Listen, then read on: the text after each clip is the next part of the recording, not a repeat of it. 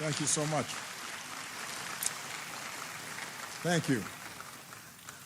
Sabidi? Sabidi Bao? To the government and the people of Laos, thank you so much for the kind welcome that you've extended to me and my delegation.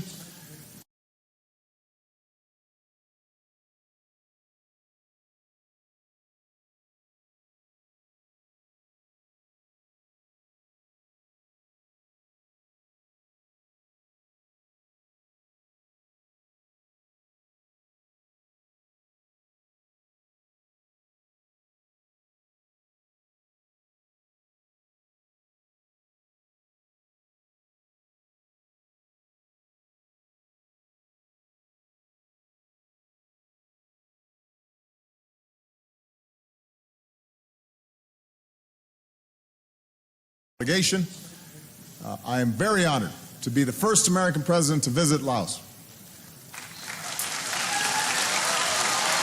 Thank you. Now, I am told that this hall is where you come together for the national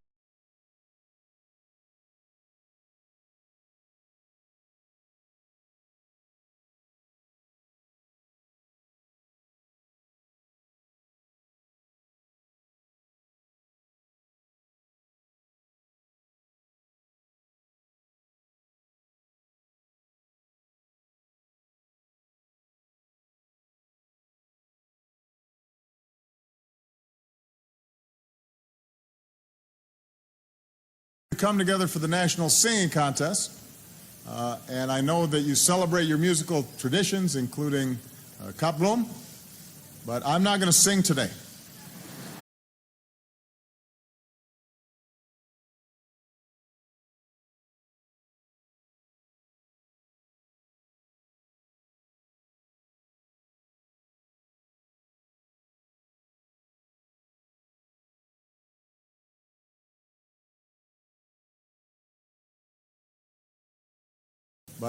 sing today. So you should not worry. As you host leaders from across Southeast Asia and beyond, I do want to thank Laos for your leadership as this year's chair of ASEAN.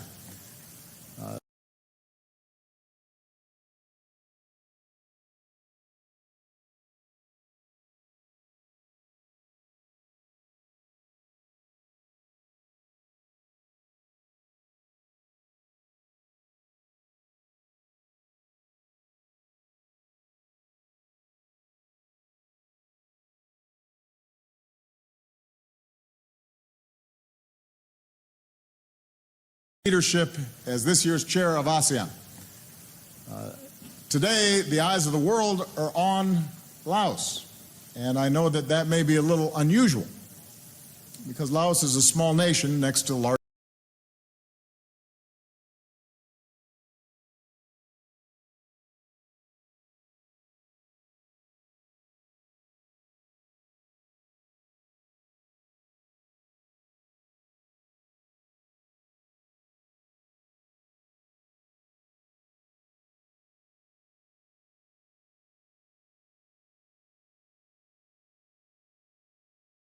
Because Laos is a small nation next to larger neighbors. And as a result, too often, the richness of your culture has not been fully appreciated. And that's why, as part of my visit,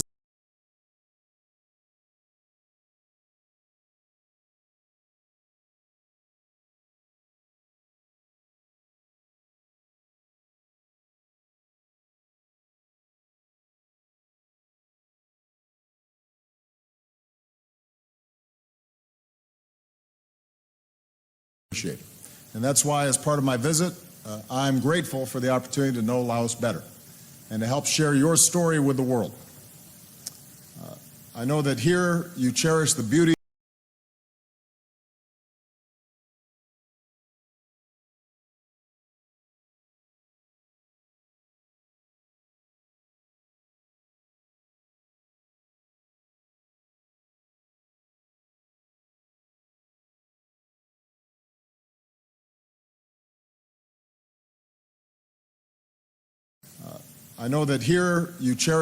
of the land, the mist-covered mountains and sunsets over the Mekong, the achievements of ancient civilizations that echo in the ruins of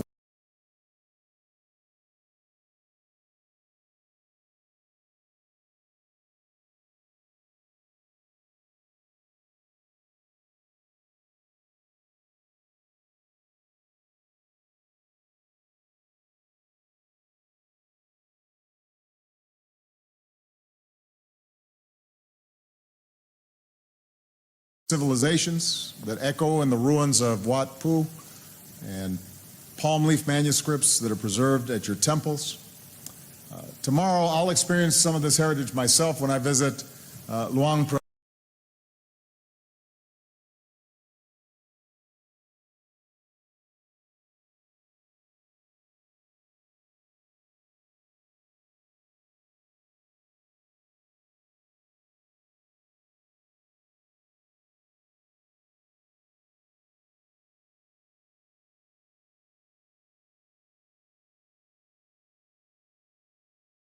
Myself when I visit Luang Prabang. I only regret that I know this is called the land of a million elephants, but Secret Service will not let me ride an elephant.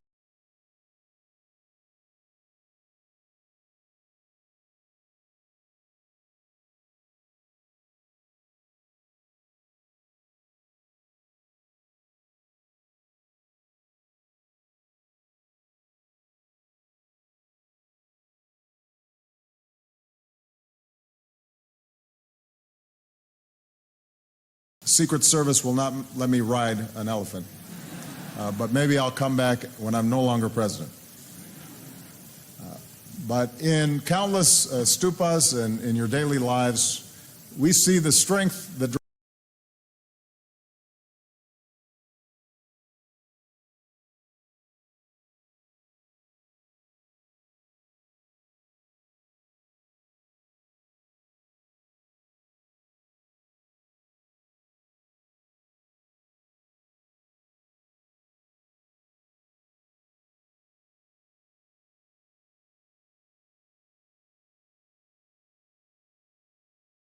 daily lives, we see the strength that draws so many of you from your Buddhist faith.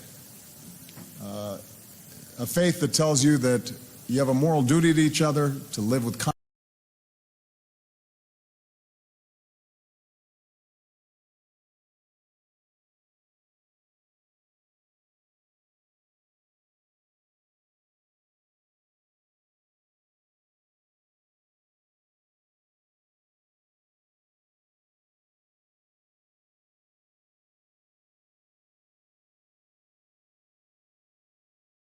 Moral duty to each other, to live with kindness and honesty, and that we can help end suffering if we embrace the right mindset and the right actions.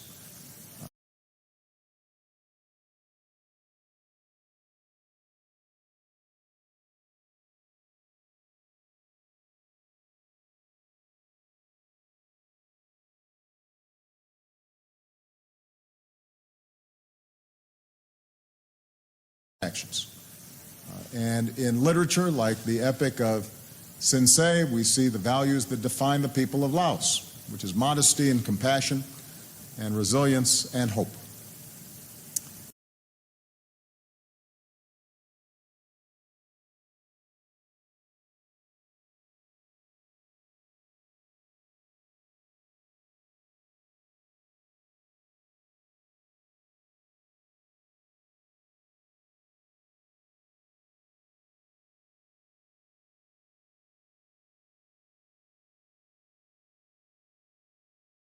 Passion and resilience and hope. At our luncheon today, I was treated to the best of Lao culture and cuisine, including khao niya. I did not get any beer Lao, but I will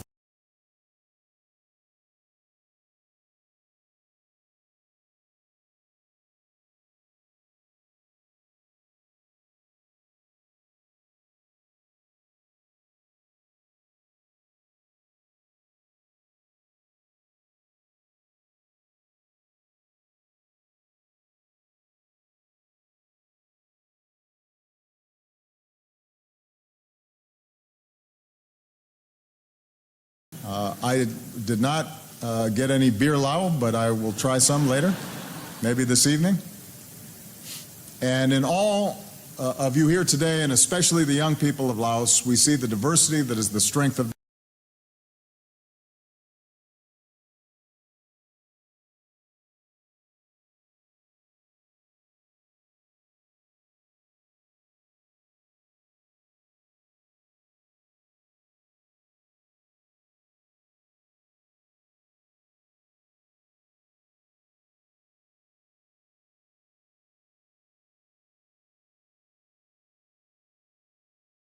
the diversity that is the strength of this nation.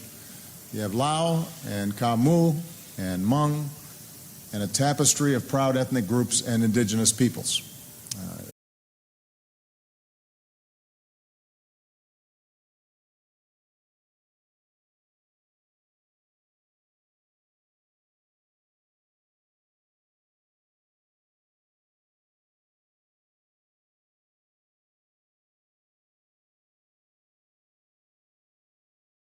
Indigenous peoples. So you are truly a people of the heart, and I thank you for welcoming me with such generosity. You are Namjai. I realize that having a U.S. president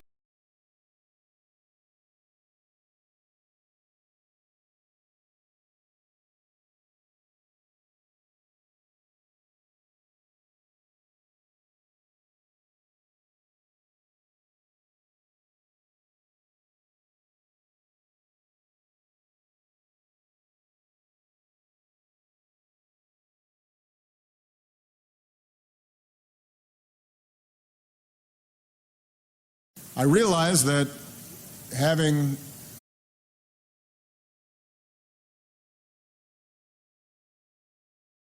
civil war, and as the fighting raged next door in Vietnam, your neighbors and foreign powers, including the United States, intervened here.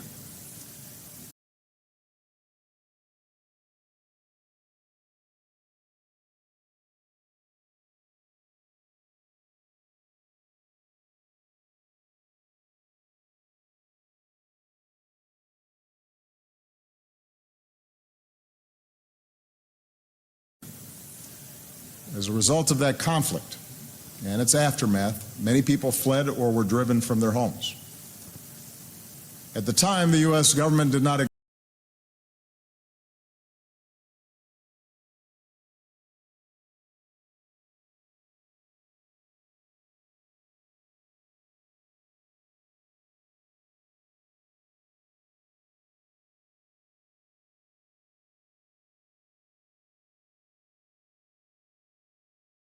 acknowledge America's role.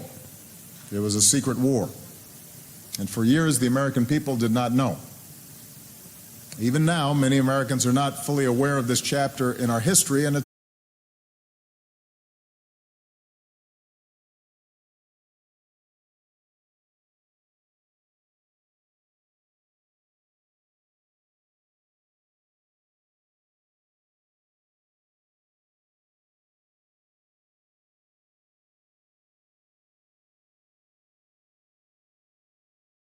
aware of this chapter in our history, and it's important that we remember today.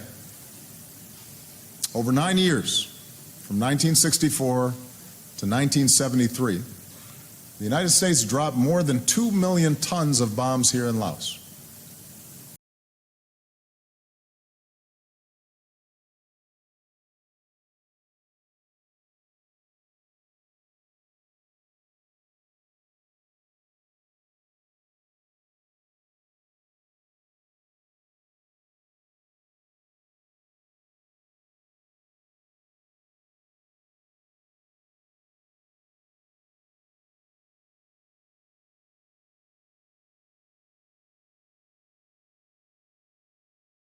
Million tons of bombs here in Laos, more than we dropped on Germany and Japan combined during all of World War II. It made Laos per person the most heavily bombed country in history.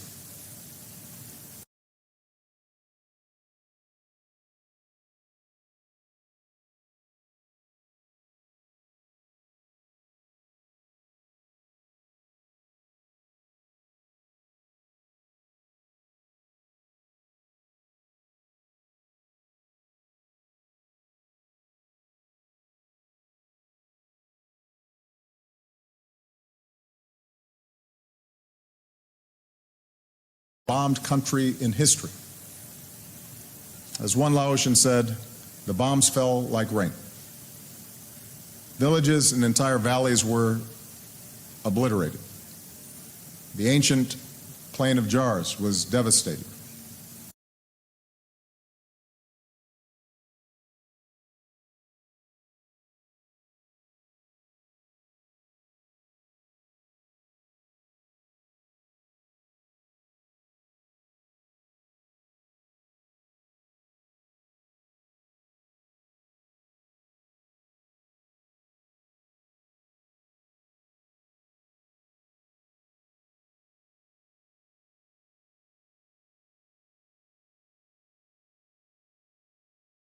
Devastated. Countless civilians were killed. And that conflict was another reminder that whatever the cause, whatever our intentions,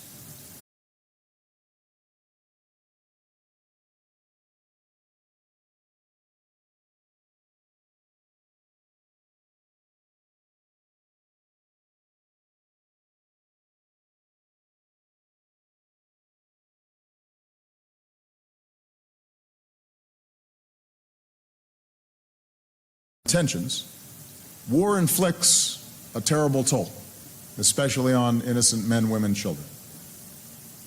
Today I stand with you in acknowledging the suffering and sacrifices on all sides.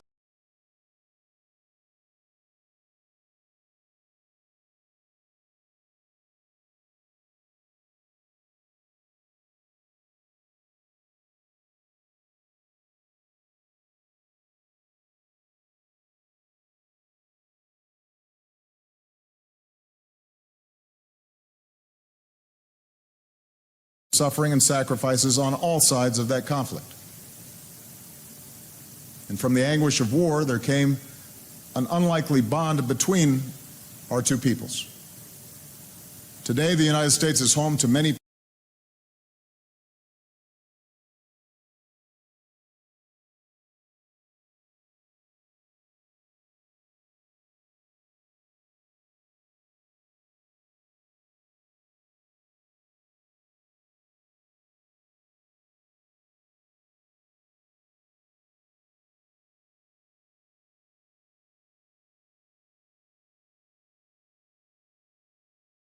Today, the United States is home to many proud Laotian Americans. Many have made a hard journey through refugee camps and relocation, building new lives in a new country.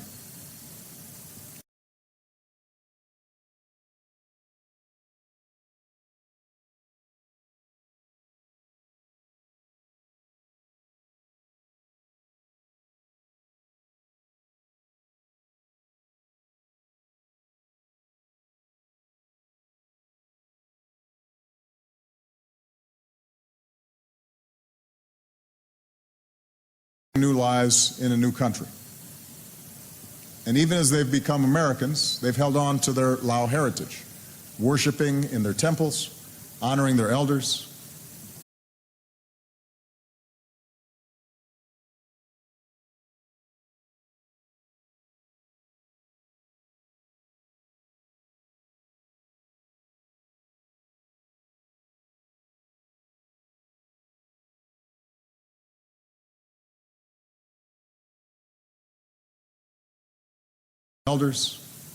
Dancing the Lam Yong. Even now they remember a beloved song that if we depart from our homeland and flee far away from her, we will always have you as our true friend as long as we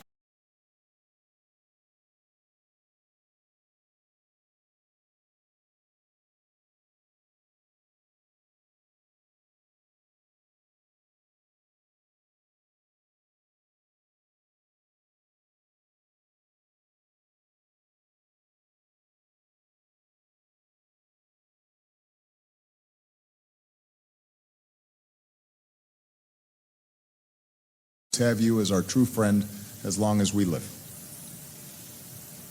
And as a new generation has come of age, more Laotian Americans have made the journey here to their ancestral homeland.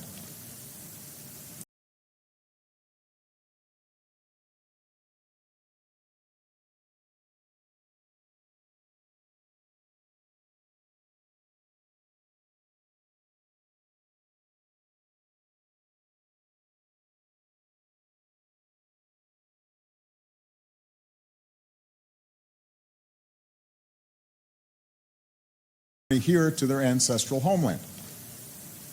Said one of them, who was born in Gyeongchon, "Our heart and home have always been in Laos. And this spirit of reconciliation is what brings me here today."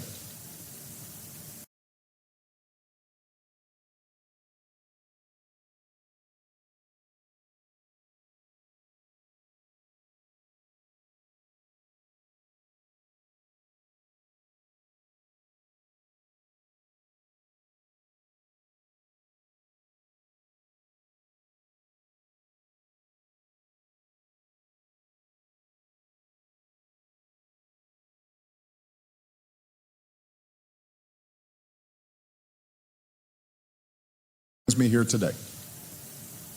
Our two governments will continue to have differences. That's true with many nations. As we do around the world, the United States will continue to speak up on behalf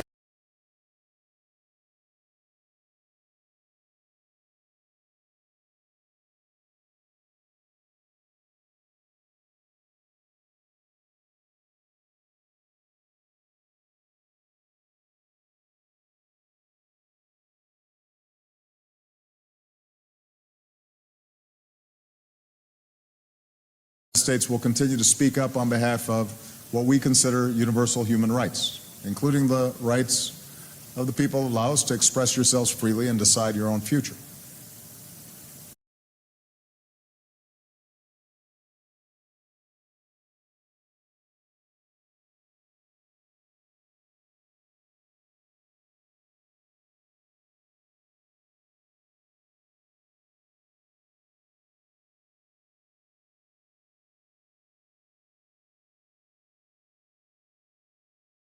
Freely and decide your own future.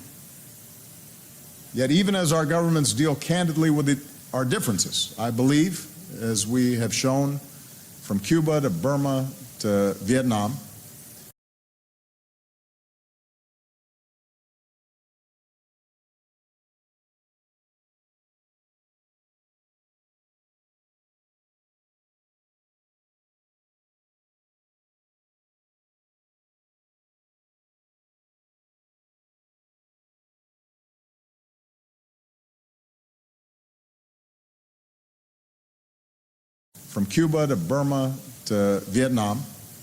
the best way to deliver progress for all of our peoples is by closer cooperation between our countries. And that's why today, the United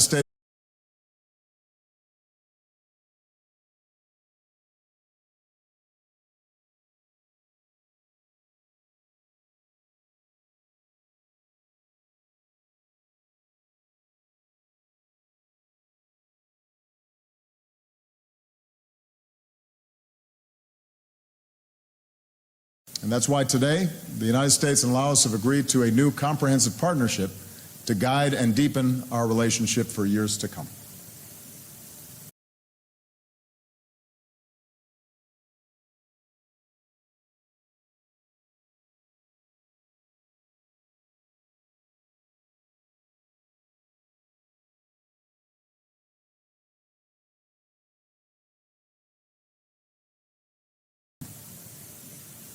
Our partnership recognizes that the Lao People's Democratic Republic is an independent, sovereign nation. The United States does not seek to impose our will on Laos.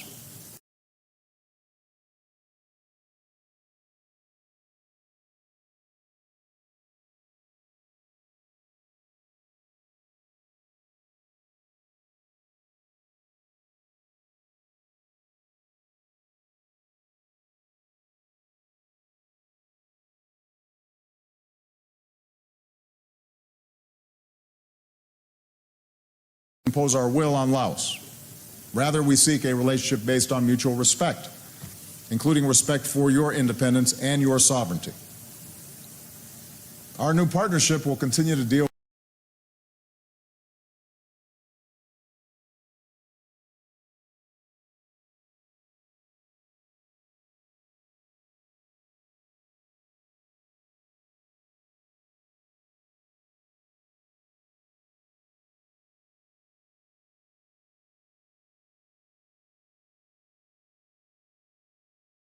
Our new partnership will continue to deal with the painful legacy of war. And on behalf of the American people, especially our veterans and military families,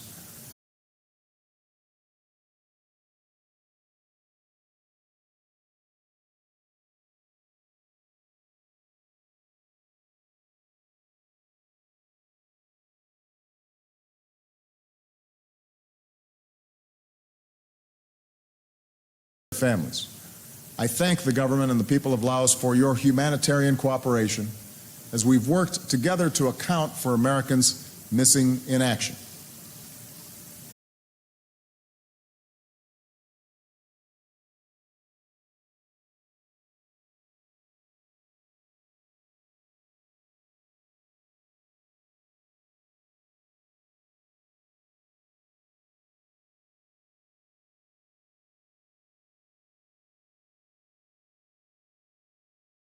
Americans missing in action. And I'm pleased that as a result of this visit, we will increase our efforts and bring more of our missing home to their families in America.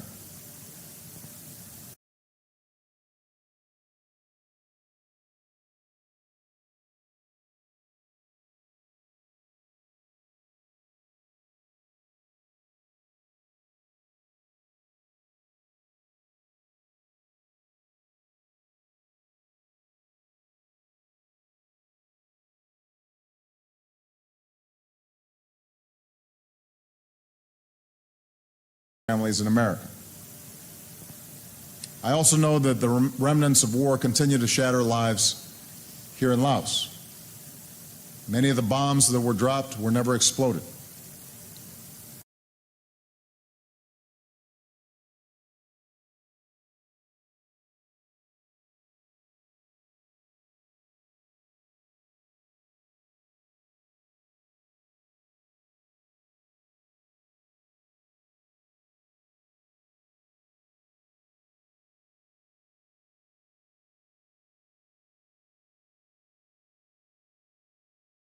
Exploded.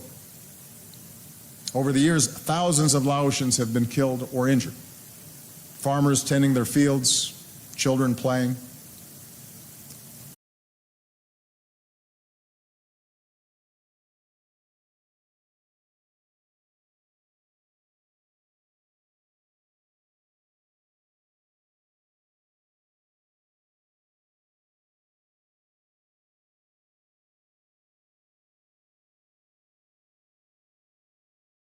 The wounds, a missing leg or arm, last a lifetime. And that's why, as president, I've dramatically increased our funding to help remove these unexploded bombs.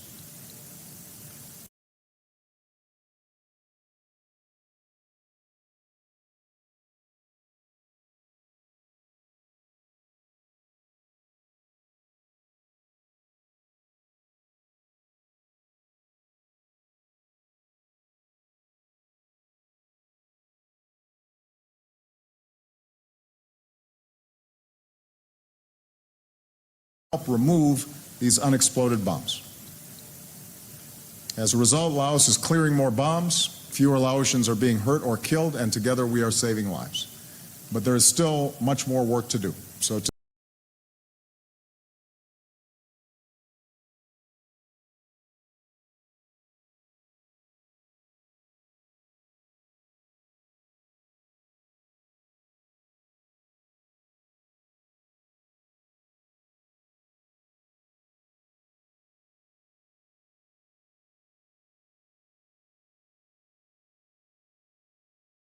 there's still much more work to do. So today I'm proud to announce a historic increase in these efforts. The United States will double our annual funding to $90 million over the next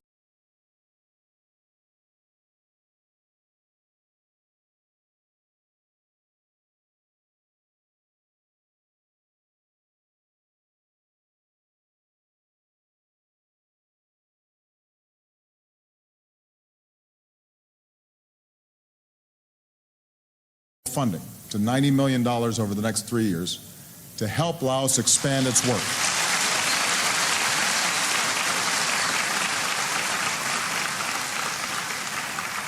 This will help Laos expand its work to remove even more bombs, allow Laotians to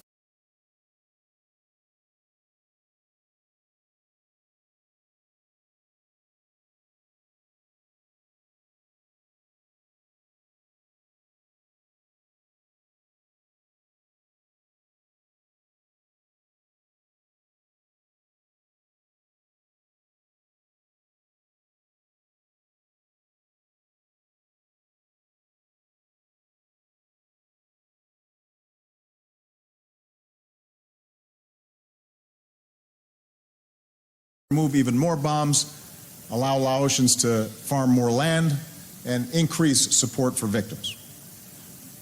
I'll bear witness to this work tomorrow when I meet with survivors.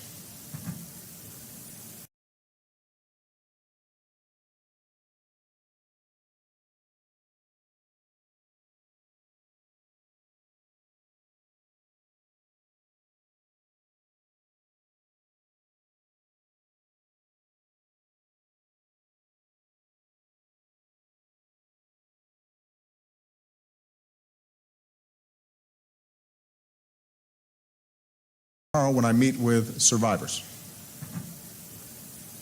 Now, given our history here, I believe that the United States has a moral obligation to help Laos heal. And even as we continue to deal with the past,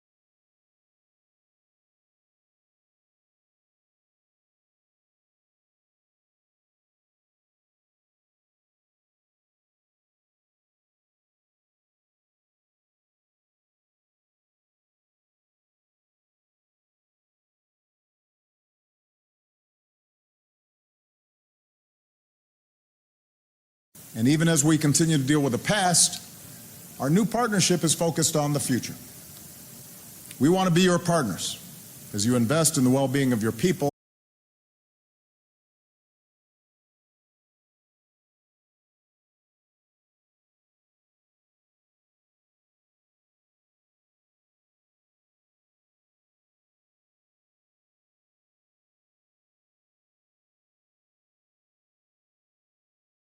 Invest in the well-being of your people and especially your children. I believe that when any child anywhere goes hungry, when their growth is stunted,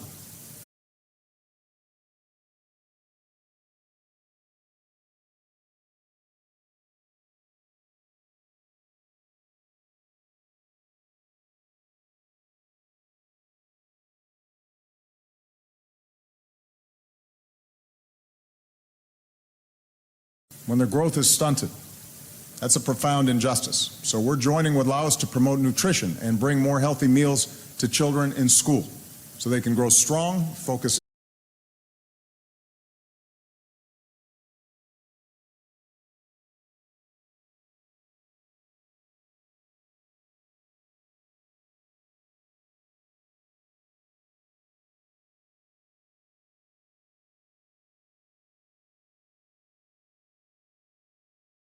in school so they can grow strong, focus in class, and realize their full potential. We want to be your partner in improving education.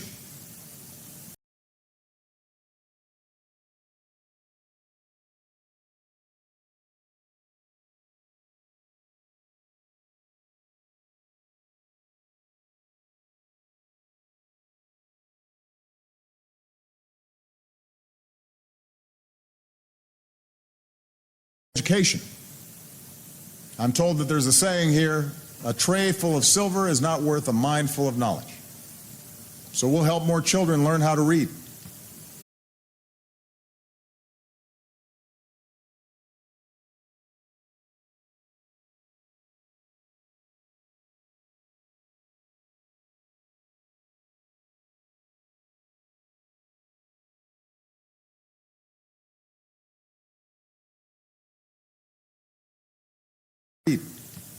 We'll bring more American teachers here to help teach English, and more Lao teachers to America to strengthen their English.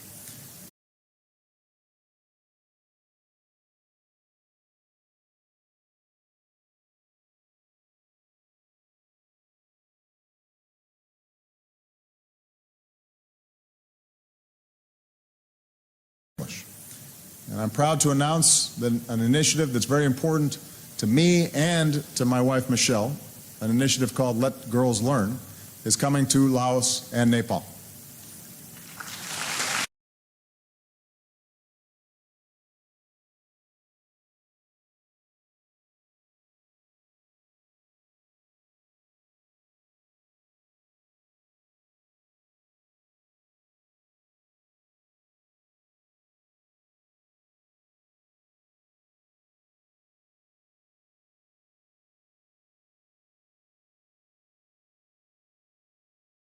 And Nepal.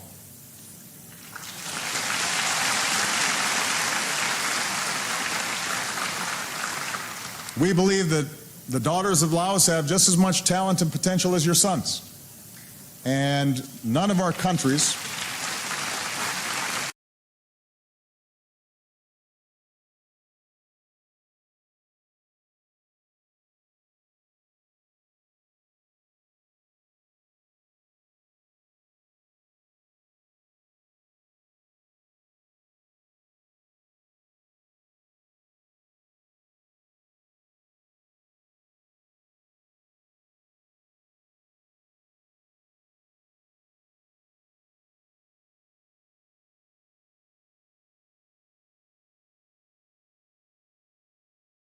none of our countries anywhere in the world can truly succeed unless our girls and our women have every opportunity to succeed, the same opportunities as boys and men do.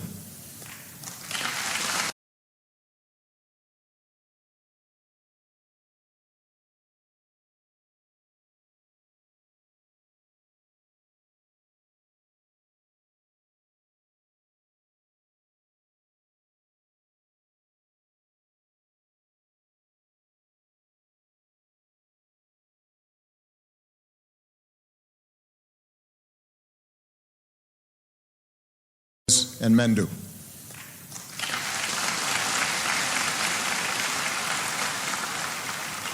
We want to be your partner with the young people of Laos as you strengthen your communities and start businesses and use Facebook to raise awareness for the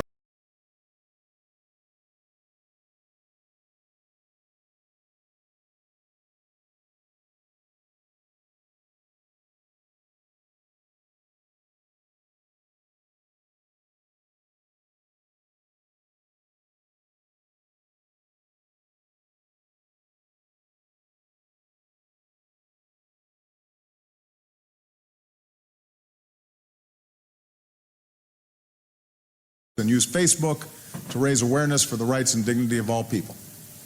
And that's why, as part of our Young Southeast Asian Leaders Initiative,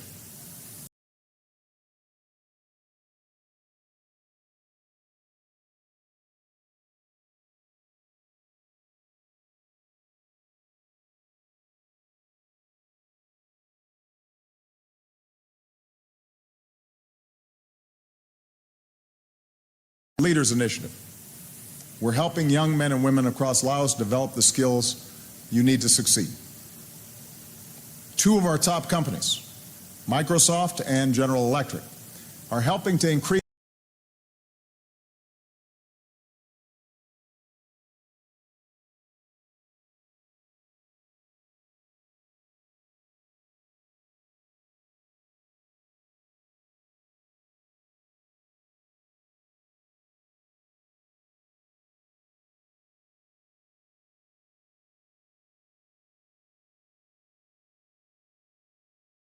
General Electric are helping to increase training in engineering and technology.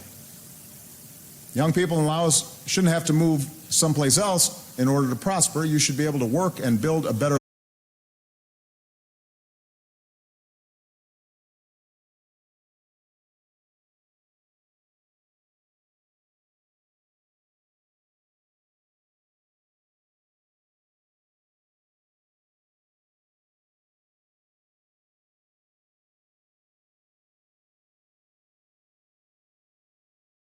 You should be able to work and build a better life right here in Laos. And we want to be your partners as Laos forges greater trade and commerce with the world.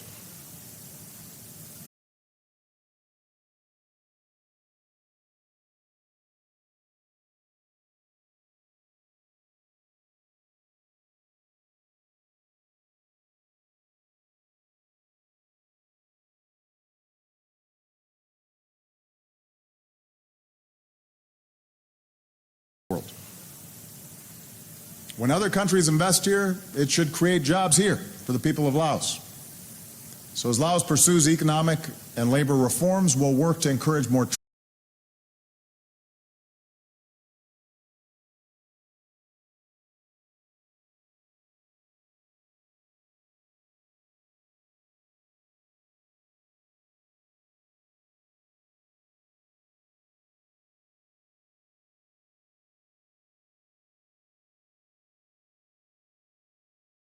reforms will work to encourage more trade and investment between our two countries and between Laos and the rest of this region. As a result of my visit, I hope that more Americans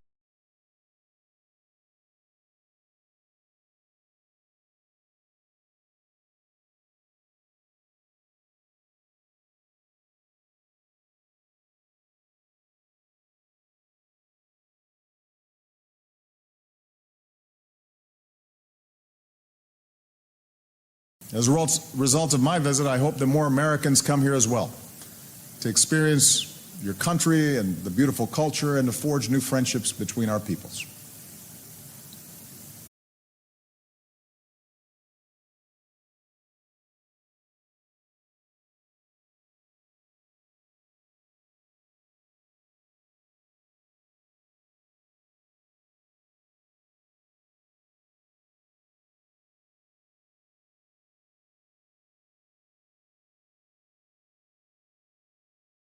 Friendships between our peoples.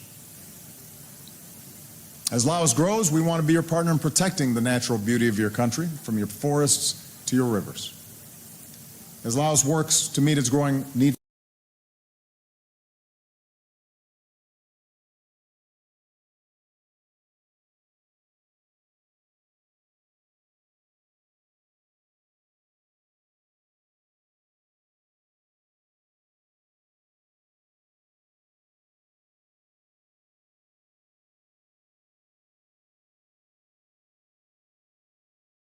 As Laos works to meet its growing need for energy, I want to work with you to pursue clean, renewable energies like solar.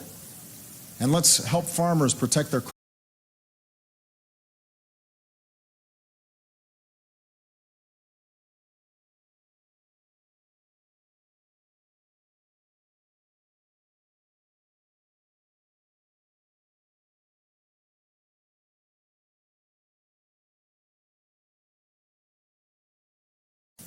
help farmers protect their crops and villages adapt to a changing climate. We should work together so that development is sustainable, especially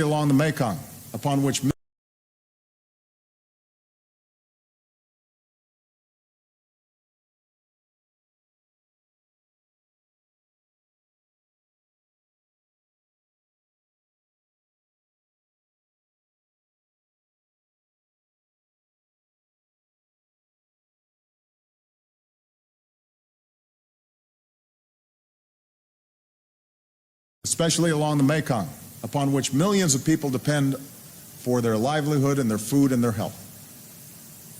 The Mekong is a treasure that has to be protected for future generations.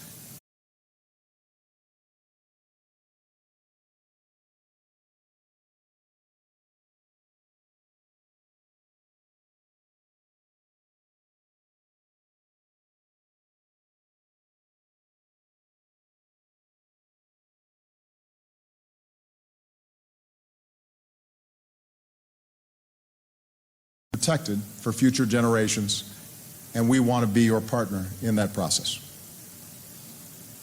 So this is the future our two countries can build together.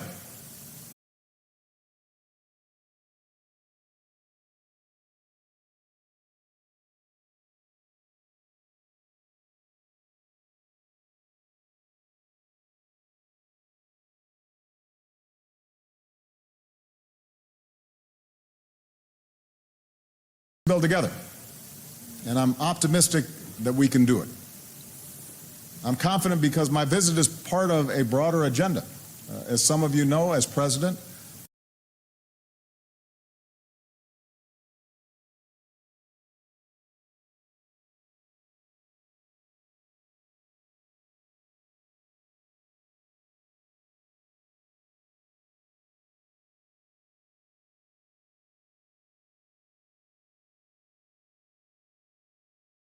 President, a key priority of my foreign policy has been to deepen our engagement with the nations and peoples of the Asia Pacific. And here on the final leg of my last visit,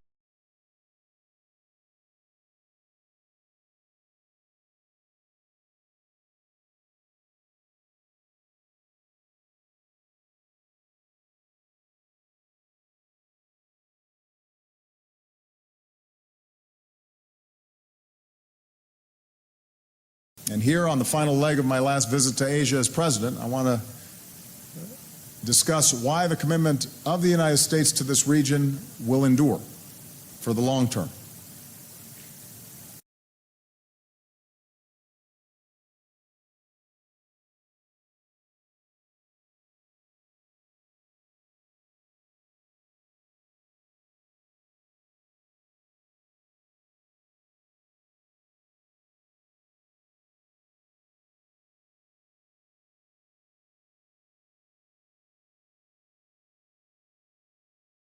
For the long term. America's interest in the Asia-Pacific is not new. It's not a passing fad. It reflects fundamental national interests.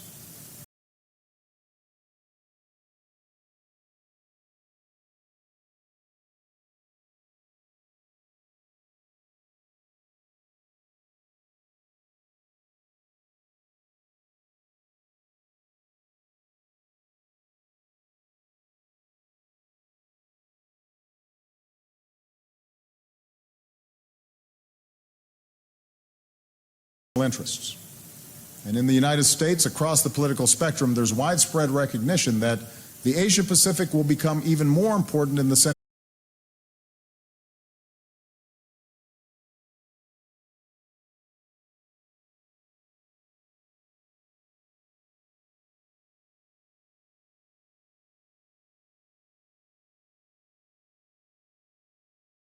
become even more important in the century ahead, both to America and to the world.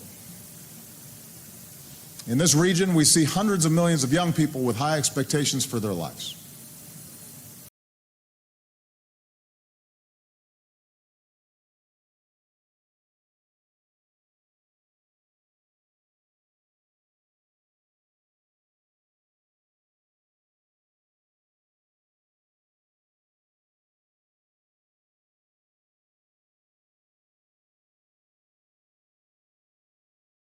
Expectations for their lives. With many of our major trading partners and most of the world's growing middle class, growth here can mean more jobs and opportunity in all countries.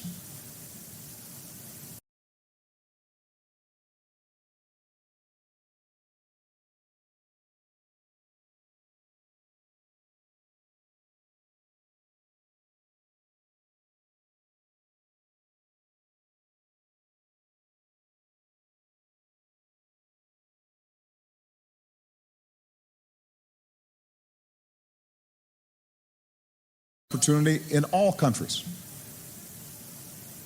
This region is home to 5 of our treaty allies and some of the world's most capable militaries, which means Asia will shape the course of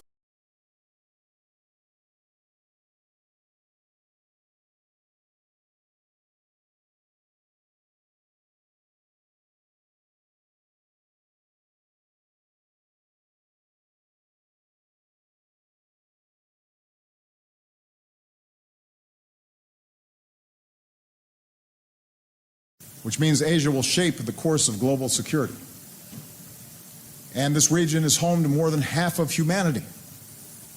Asian nations, developing and developed, who will be essential in the fight.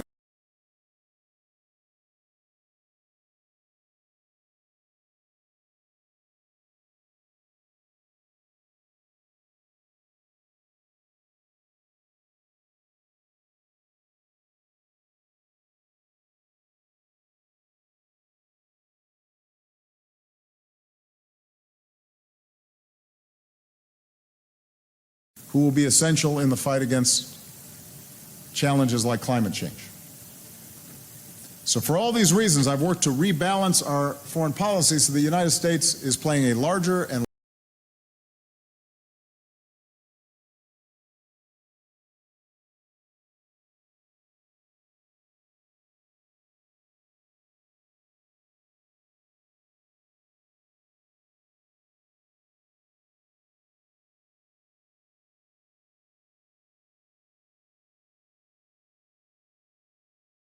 the United States is playing a larger and long-term role in the Asia-Pacific region. We've strengthened our alliances. With our new defense guidelines, Japan and the United States will do even more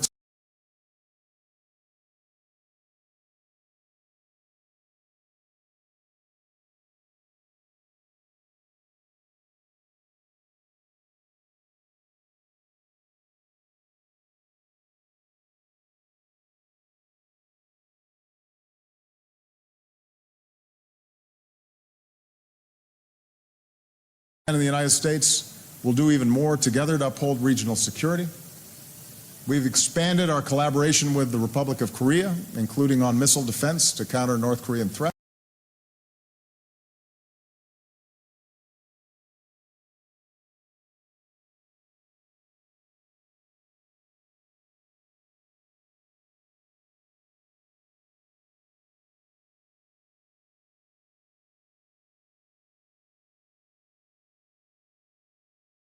Defense to counter North Korean threats.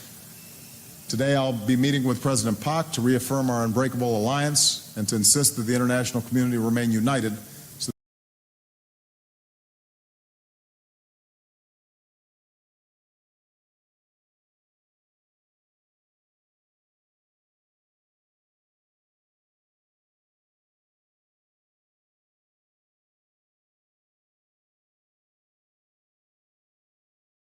the international community remain united so that North Korea understands that its provocations will only continue to deepen its isolation.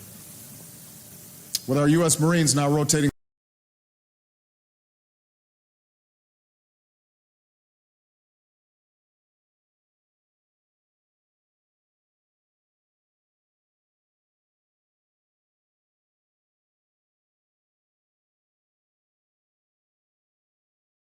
with our U.S. Marines in the Philippines, our militaries are closer than they've been in decades.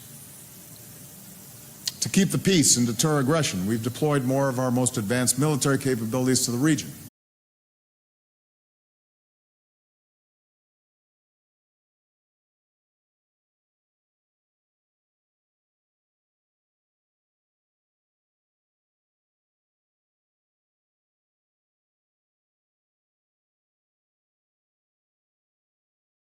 Military capabilities to the region, including ships and aircraft to Singapore. And by the end of the decade, a majority of our Navy and Air Force fleets will be based out of the Pacific.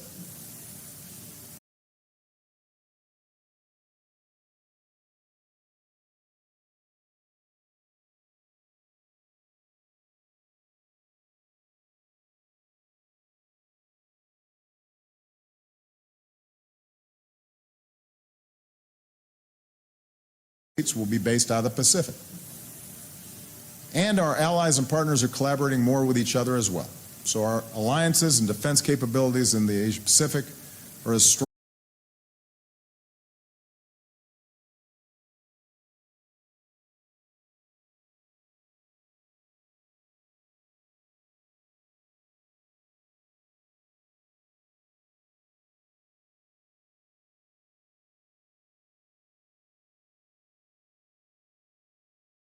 capabilities in the Asia Pacific are as strong as they've ever been. We've also forged deeper ties with emerging economies and emerging powers. With Indonesia and Malaysia, we're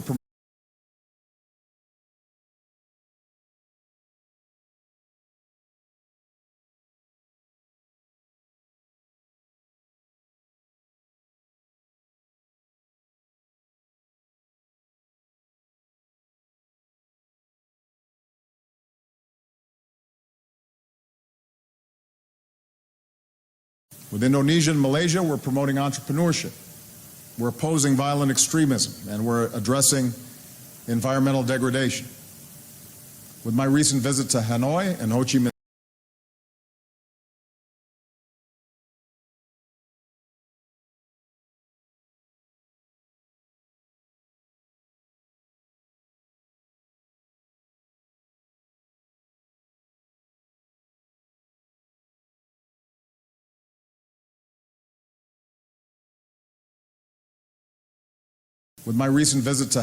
and Ho Chi Minh City, we've shown our commitment to fully normalizing our relationship with Vietnam.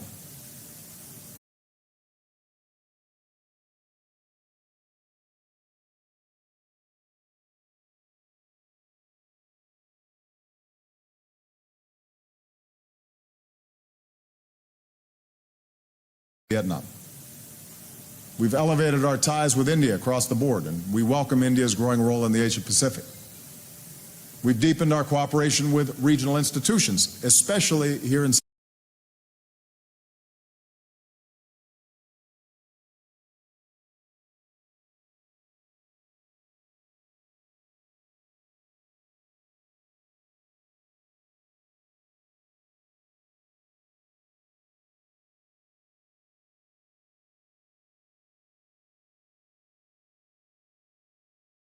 regional institutions, especially here in Southeast Asia. And as part of our new strategic partnership with ASEAN, we've agreed to key principles, including that ASEAN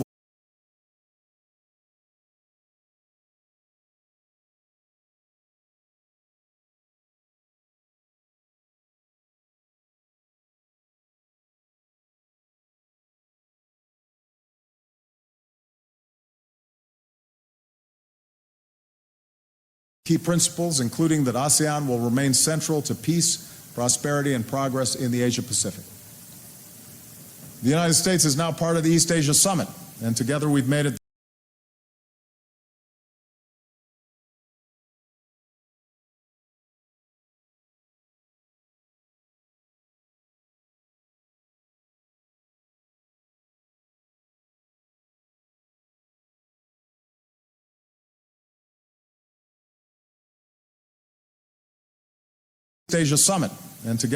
it the leading forum in the region for addressing political and security challenges, including maritime security. We've increased the trade and investment.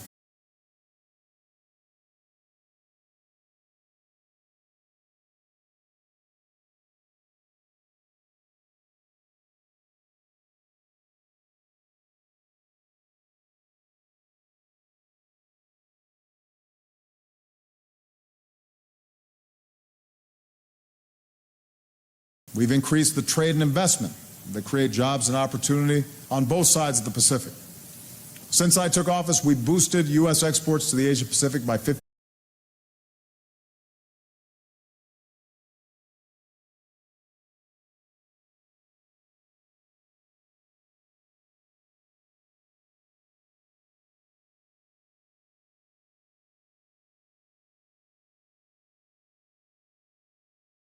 Exports to the Asia-Pacific by 50%. Our Young Leaders Initiative is helping more than 100,000 young men and women across this region start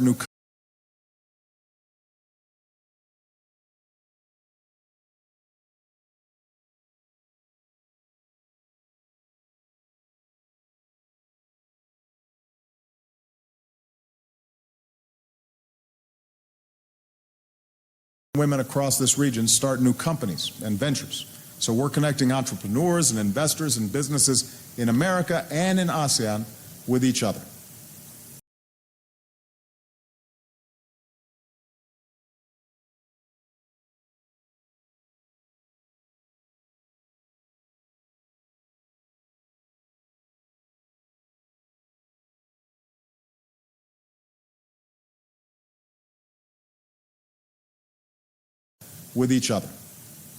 And thanks to our sustained leadership, 12 of our nations have come together in the Trans-Pacific Partnership to establish the rules of trade for nearly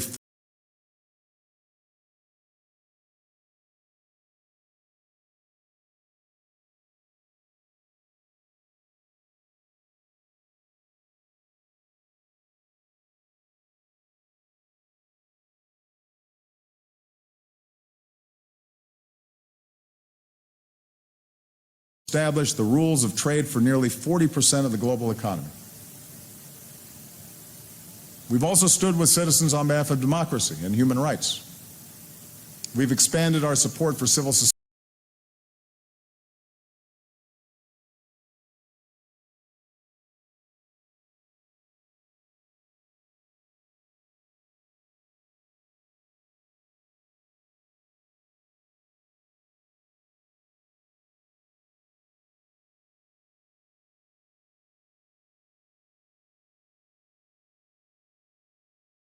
We've expanded our support for civil society groups and open government. We saw another democratic election and transition in Indonesia. And as the first U.S. president to visit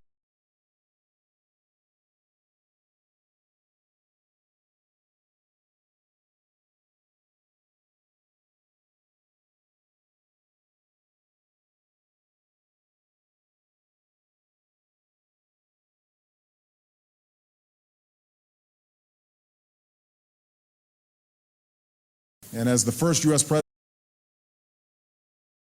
I look forward to welcoming State Councilor Aung San Suu Kyi to the White House next week as we stand with the people of Myanmar in their journey towards pluralism and peace.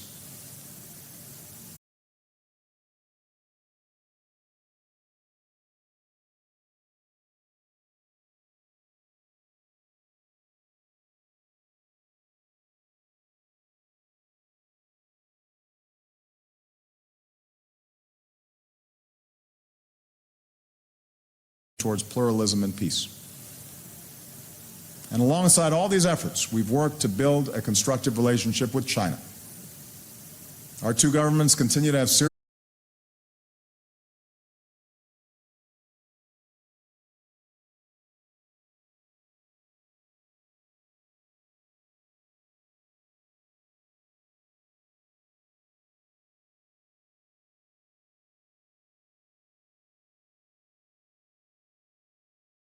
Our two governments continue to have serious differences in important areas. The United States will remain unwavering in our support for universal human rights,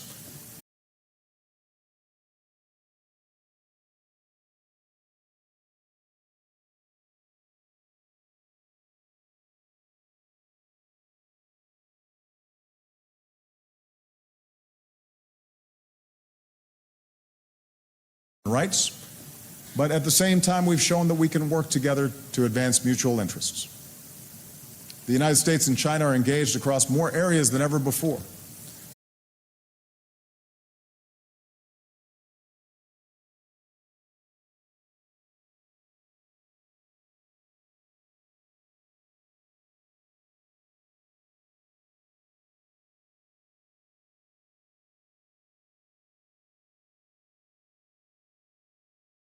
Across more areas than ever before, from preventing Iran from obtaining a nuclear weapon to our shared commitment to denuclearizing the Korean Peninsula, to our historic leadership together on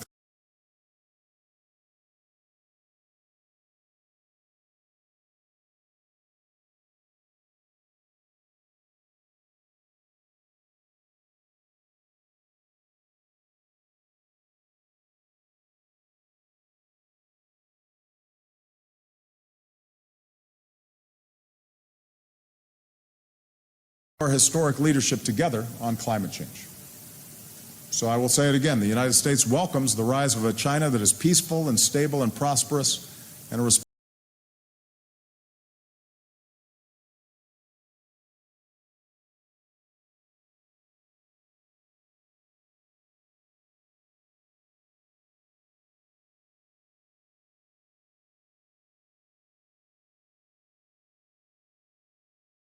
and stable and prosperous and a responsible player in global affairs, because we believe that that will benefit all of us.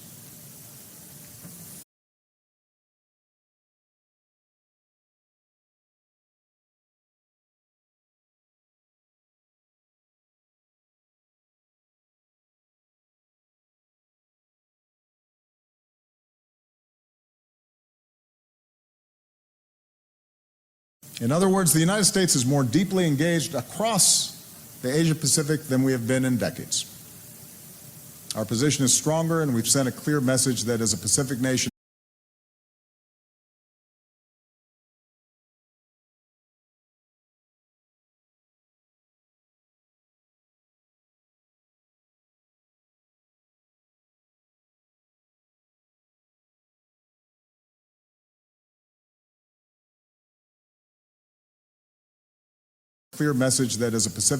we're here to stay. In good times and bad, you can count on the United States of America.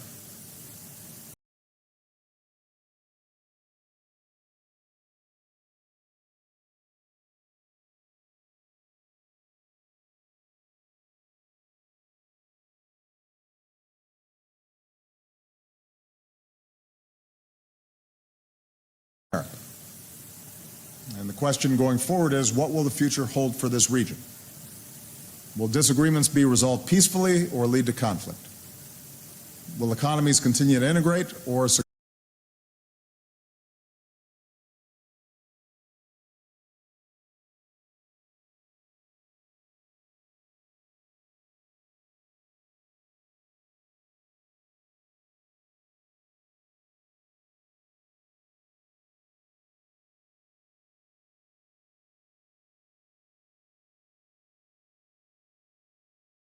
will economies continue to integrate or succumb to mercantilism or protectionism?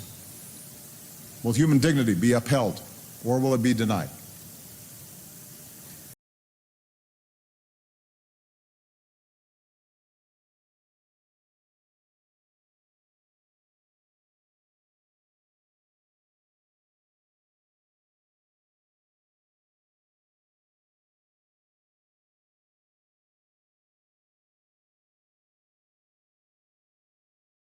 be denied. Will the international rules and norms that have enabled progress in this region be maintained, or will they erode? So with the time I have left, allow me to share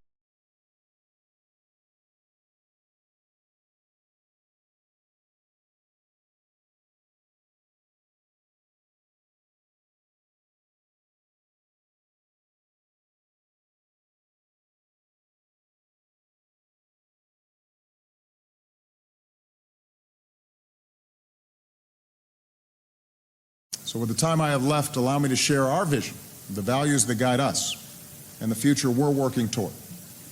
Our basic principles for peace and progress here in this region, including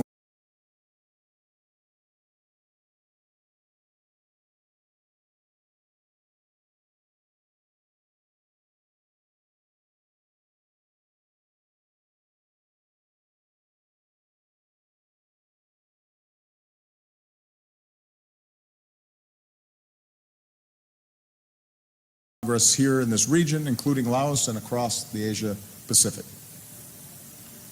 First, we believe that all nations and peoples deserve to live in security and peace.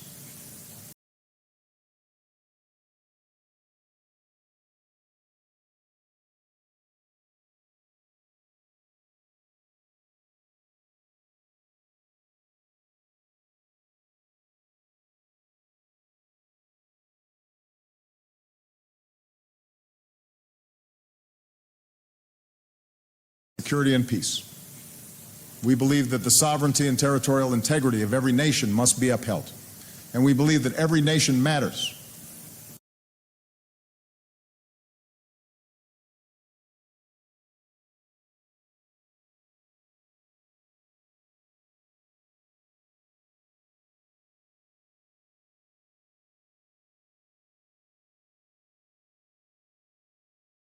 Nation matters, no matter their size. We believe that bigger nations should not dictate to smaller nations, and that all nations should play by the same rules.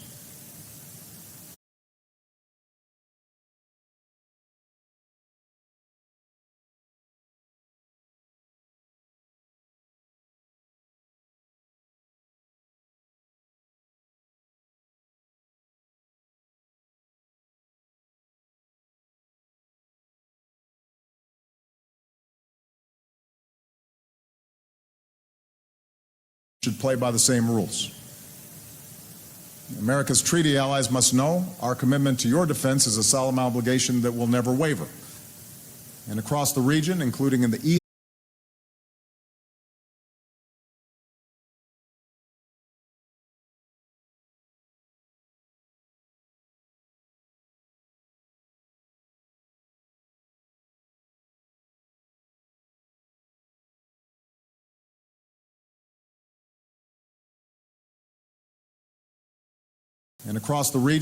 in the East and South China Seas, the United States will continue to fly and sail and operate wherever international law allows.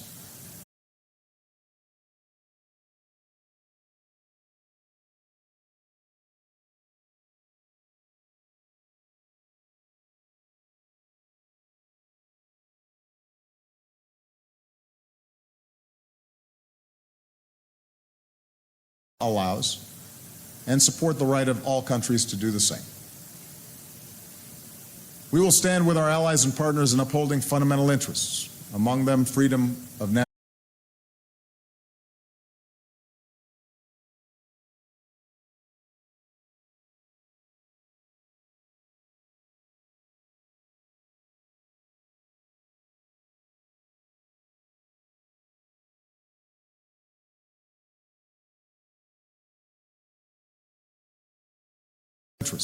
among them freedom of navigation and overflight, lawful commerce that's not impeded, and peaceful resolution of disputes. That's the security that we seek.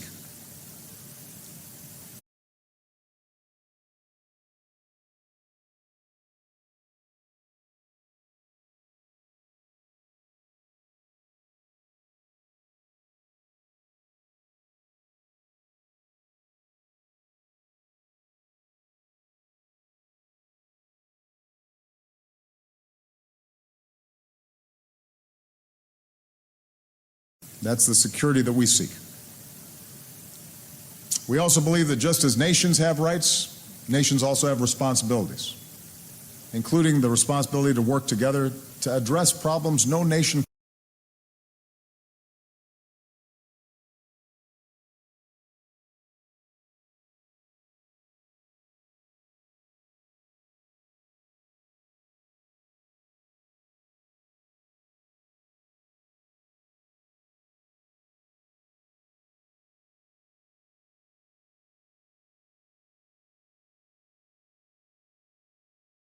together to address problems no nation can solve alone. So many of today's threats transcend borders, and every country has a role to play.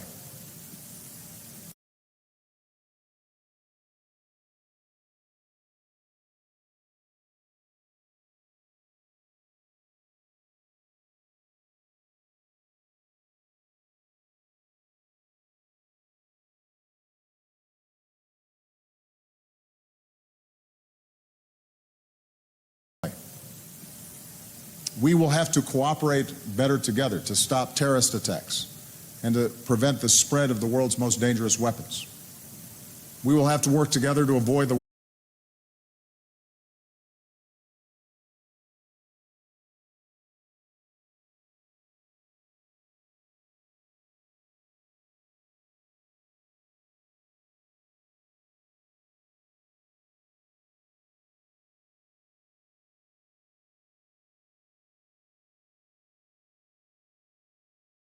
We will have to work together to avoid the worst effects of climate change.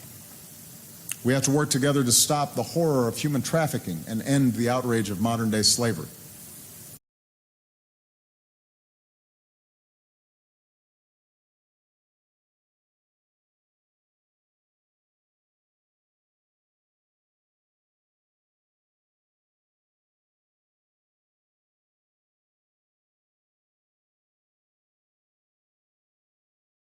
Of modern-day slavery.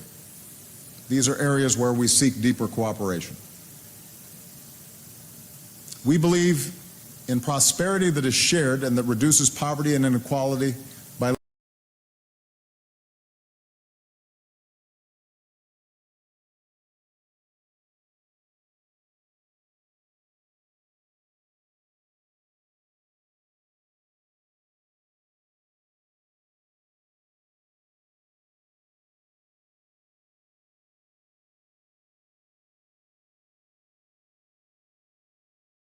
reduces poverty and inequality by lifting up the many and not just a few wealthy people at the top.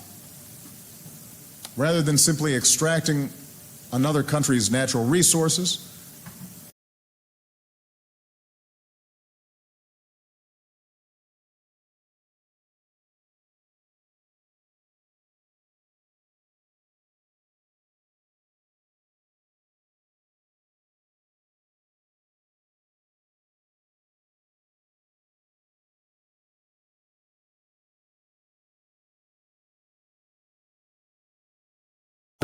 natural resources, we believe development has to invest in people, in their education, and in their skills.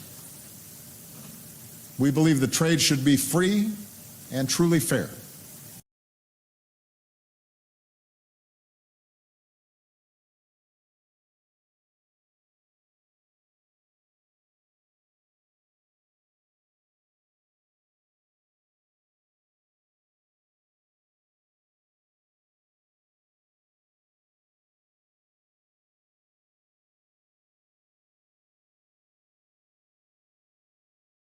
Fair, and that workers and the environment should be protected. We believe the government should not conduct or knowingly support cyber-enabled theft of intellectual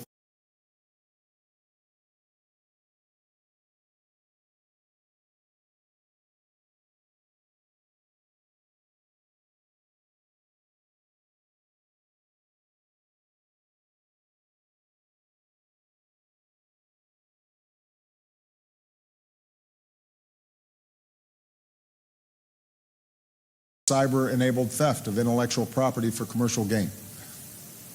And we believe that there needs to be good governance because people should not have to pay a bribe to start a business.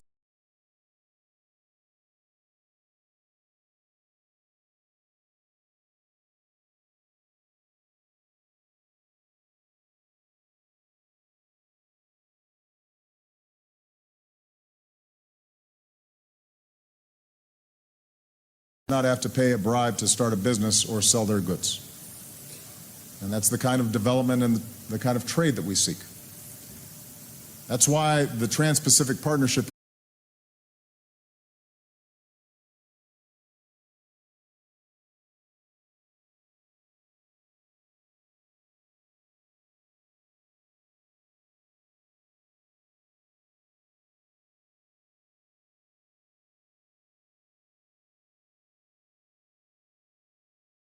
That's why the Trans-Pacific Partnership is so important, not only because TPP countries, including the United States, will be able to sell more goods to each other, but it also has important strategic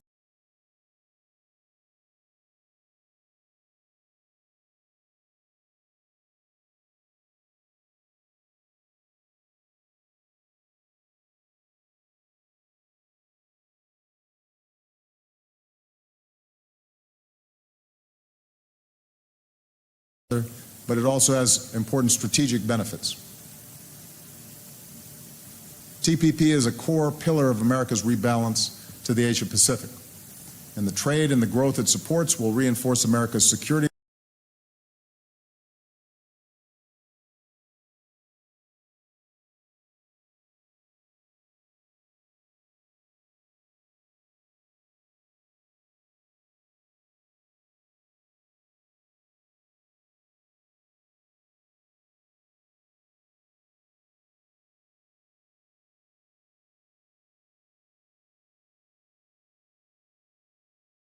America's security alliances and regional partnerships.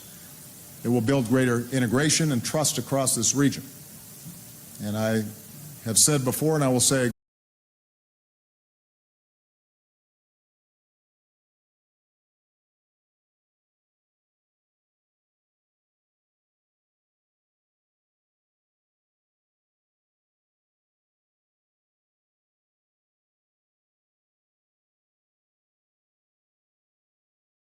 And I have said before, and I will say again, failure to move ahead with TPP would not just have economic consequences, but would call into question America's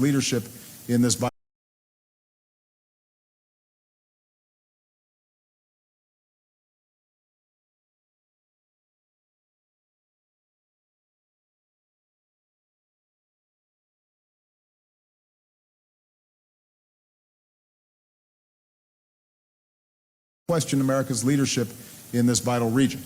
So, as difficult as the politics are back home, I will continue to push hard on the U.S. Congress to approve TPP before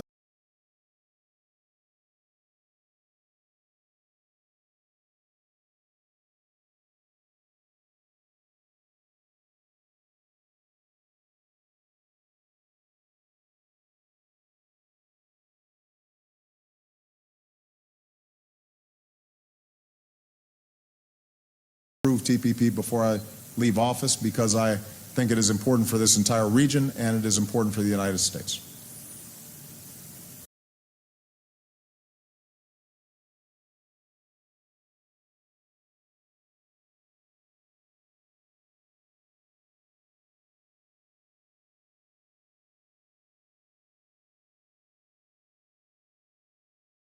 I believe that nations are stronger and more successful when they uphold human rights. We speak out for these rights not because we think our own country is perfect,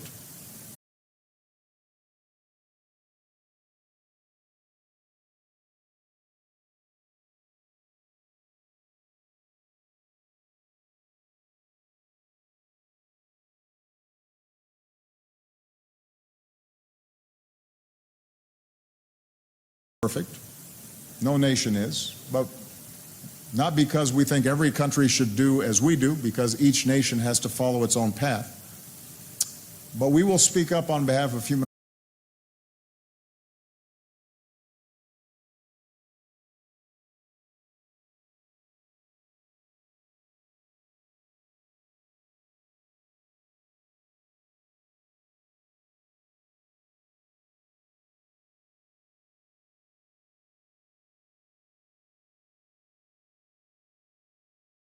But we will speak up on behalf of human rights because we believe they are the birthright of every human being. And we know that democracy can flourish in Asia because we've seen it thrive.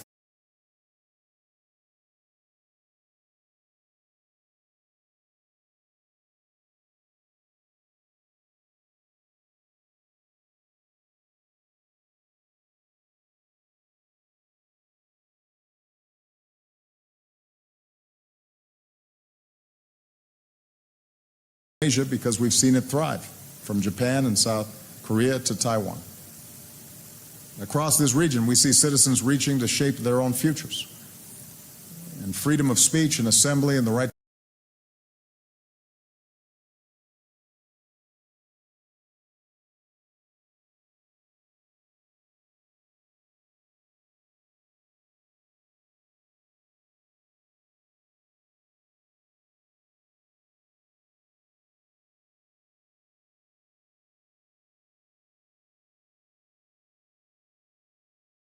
and freedom of speech and assembly and the right to organize peacefully in civil society without harassment or fear of arrest or disappearing, we think makes a country stronger.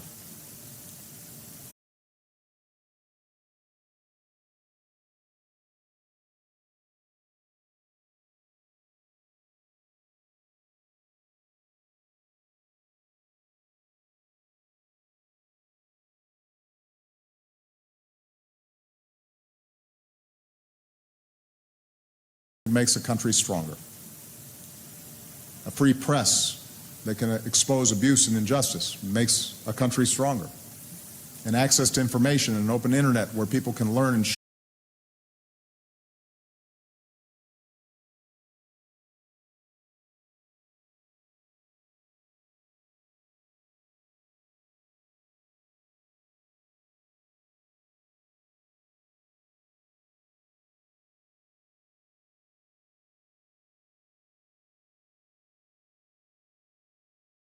internet where people can learn and share ideas makes a country stronger.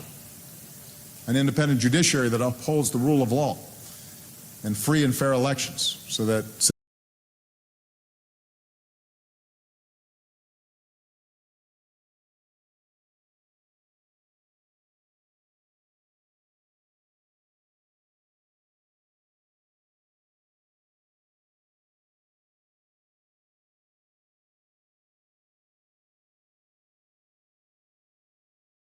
and free and fair elections so that citizens can choose their own leaders.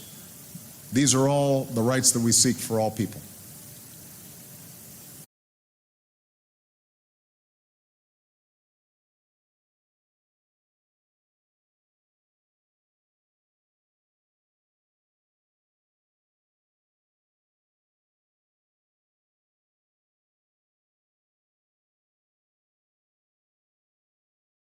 We believe that societies are more stable and just when they recognize the inherent dignity of every human being. The dignity of being able to live and pray as you choose so that Muslims know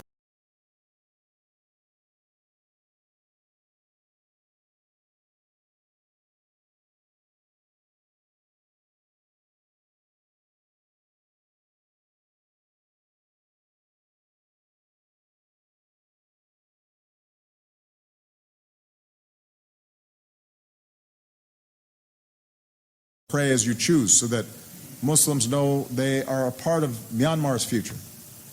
And Christians and Buddhists have the right to worship freely in China.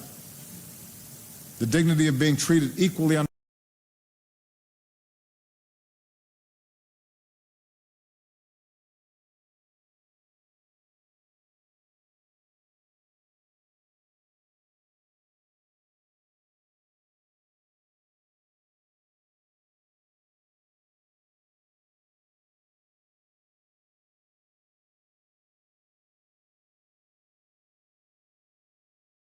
the dignity of being treated equally under the law, so that no matter where you come from, or who you love, or what you look like, you are respected. And the dignity of a healthy life.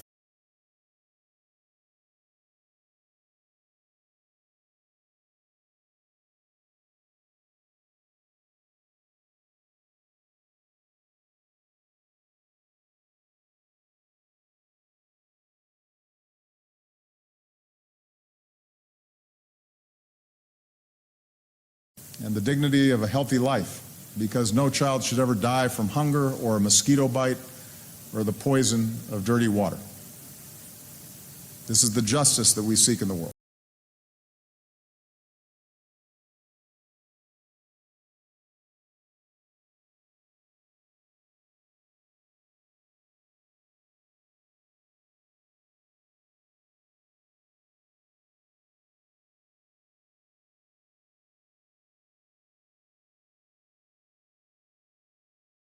This is the justice that we seek in the world.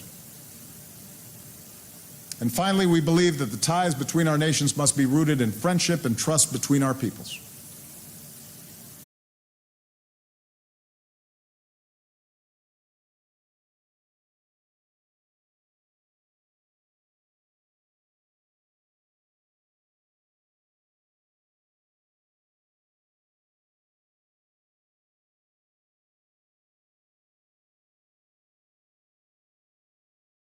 Friendship and trust between our peoples. And I think of several Laotian Americans whose families came to the United States as refugees.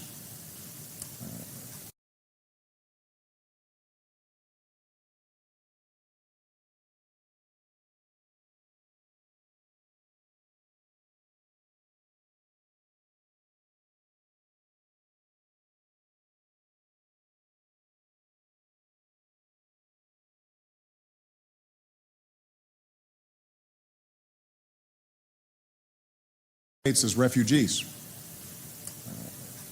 Our nations are connected not just by policies, but also by people like John Duong Dara, whose family settled in our state of Nebraska, and after high school joined our military.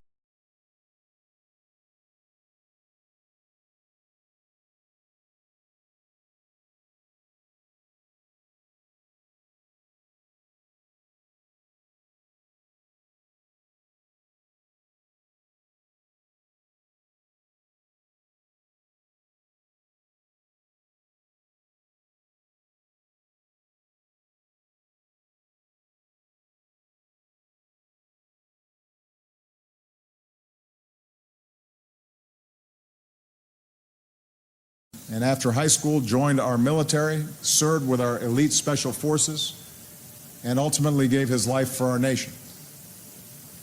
His mother said he is a son of the Lao people.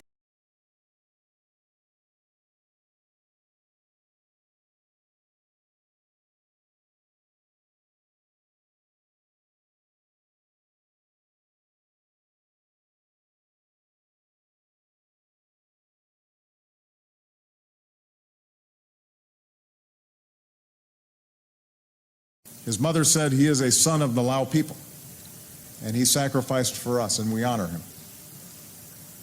We're connected by Chanapa Kamvusa, who came to America when she was 7 years old and who is back here today. And for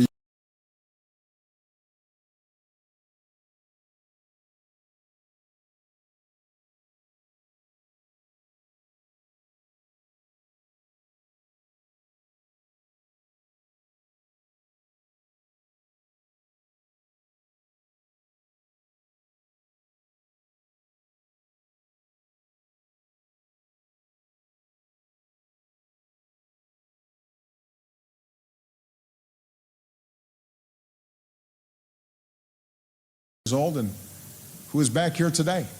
And for years she urged the United States to do more to help remove unexploded bombs here in Laos.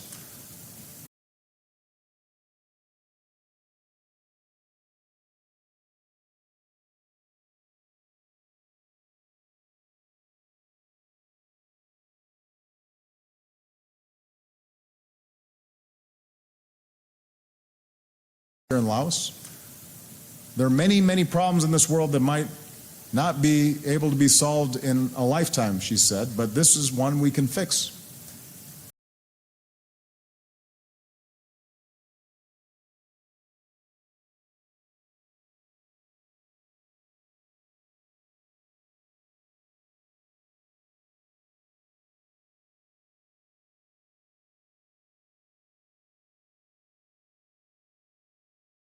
This is one we can fix. So Chanapa, we thank you for working to fix this problem. And we're connected by Stacy Penguat, who's here as well and who I met earlier. Her parents came to America and stressed the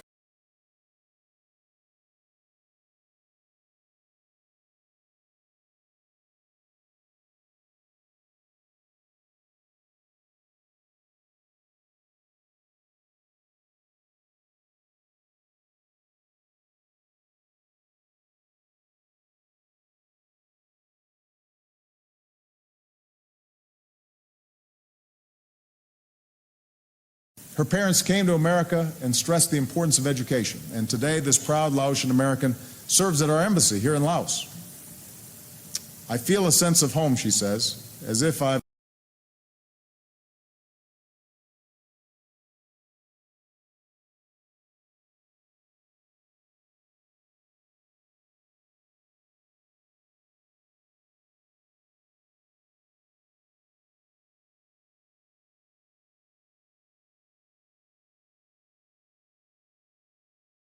I feel a sense of home, she says, as if I've known this country before through my parents.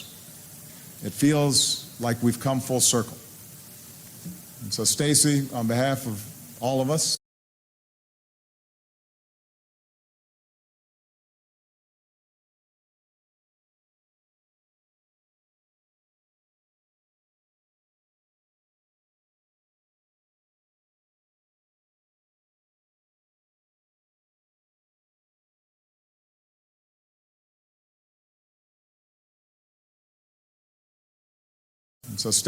on behalf of all of us, thank you for helping to bring our countries closer together.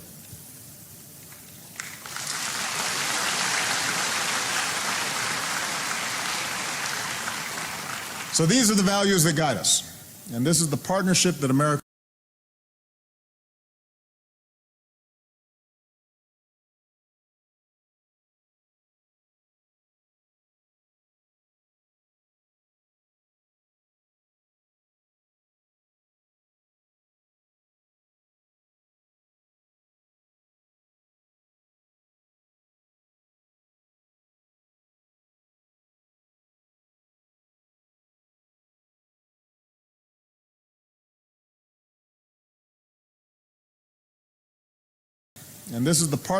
America offers here in Laos and across the Asia Pacific. Respect for your sovereignty, security and peace through cooperation, investment in the health of children,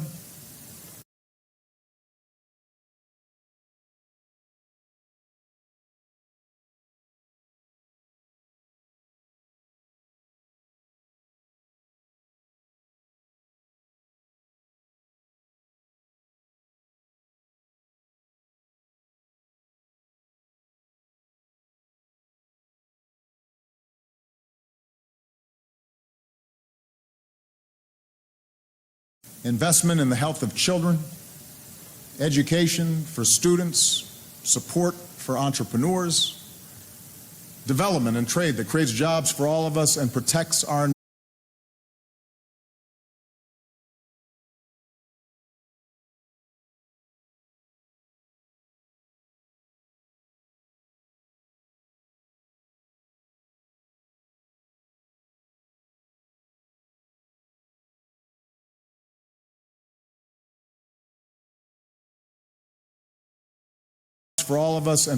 our environment, a commitment to rights and dignity that is born out of our common humanity.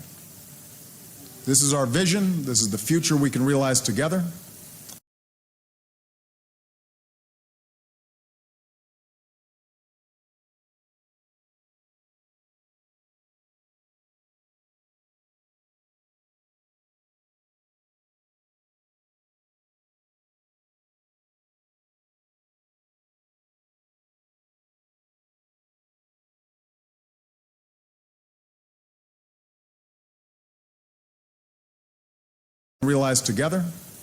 And based on my visit to Laos and the proud work of the past 8 years, I believe that Americans and the peoples of the Asia Pacific will be able to say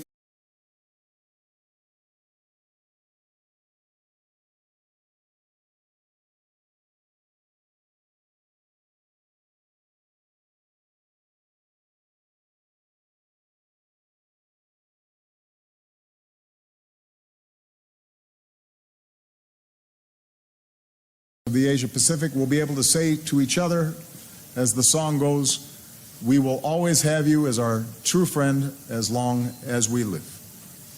Kabjai Lai Lai. Thank you very much.